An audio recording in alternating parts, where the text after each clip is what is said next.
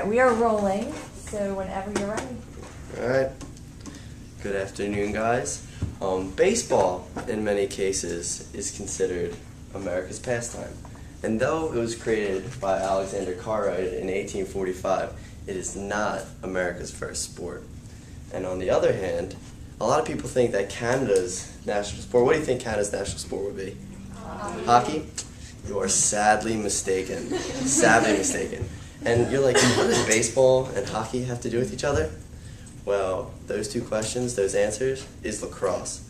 Lacrosse is Canada's national sport, and America's first sport is lacrosse. So I will be talking about lacrosse's origins today, as well as some of the equipment that goes along with it, and also the different positions. So first off with the origins. Rooted in Native American culture, the Native Americans created the game of lacrosse. It is rooted deeply in their religious aspect of their lives, and is known as the creator's game. It would be played through different tribes, and it even is said that there are up to 1,000 players during a Native American lacrosse game. Some of the fields spanned 15 miles long, which is pretty remarkable considering our field today isn't even 100 yards long, so that is pretty crazy aspect of the game. It was a violent contest, and in many cases, Native Americans used this game as a tool to prepare for war when they were going to battle with other Native American cultures.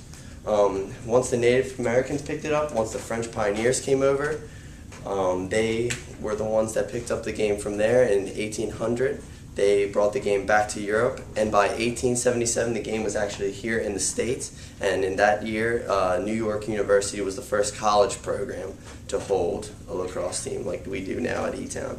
And now today, there are 400 college programs in the nation and over 1,200 high school programs, so that's a pretty remarkable fact.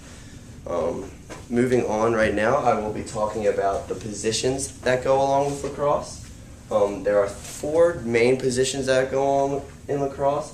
The defender is, I'll just show you here, the X's right here. They have 6-foot poles, which I'll show you in a bit with the equipment. They try to stop the opposing offense from attacking the goal and scoring. The attackmen have shorter poles, and they are only allowed to stay on one half of the field right here, and they try to score. On the other hand, there are the midfielders who are allowed to go on the entire length of the field, and there are 3 for each team. They usually tend to be the most athletic individuals on the team because they have to run the most back and forth on the field. And lastly but not least is the goalie, which I play, and that is the last line of defense like I talked about in my last speech. And they have one of the largest sticks on the team, and they try to stop the opposing team from scoring. On to the equipment part. This is what a lacrosse helmet looks like. This is what a lacrosse helmet looks like. They have vastly changed from what they originally were. They were originally made of leather, so you think leather doesn't do anything to help your head. So now they have moved on to this plastic material with padding inside to prevent concussions from happening, and it vastly changed over the last 5 years. They have had at least 10 different models of the helmet to help prevent with concussions.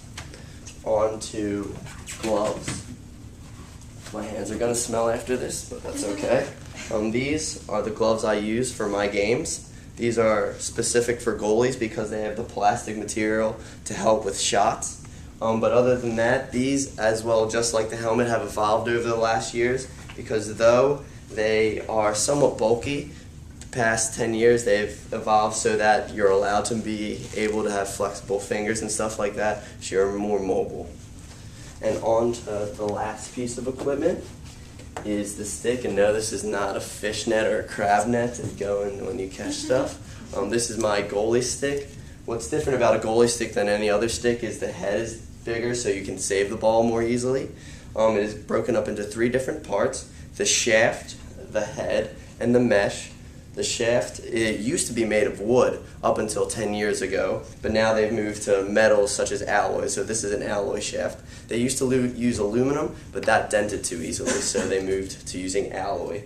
The mesh, I don't even know what the mesh is made of, but it's kind of like a fish netting, like I was saying. It's big and strong, so you can have a good throw on the ball, and the head is just made of plastic. Before, the plastic was somewhat flimsy and would break easily, but now it has moved to a stronger heavy-duty plastic, so you can use the stick for a longer period of time. So that is all that I have on the helmet, the equipment, the field positions, and the origins of lacrosse.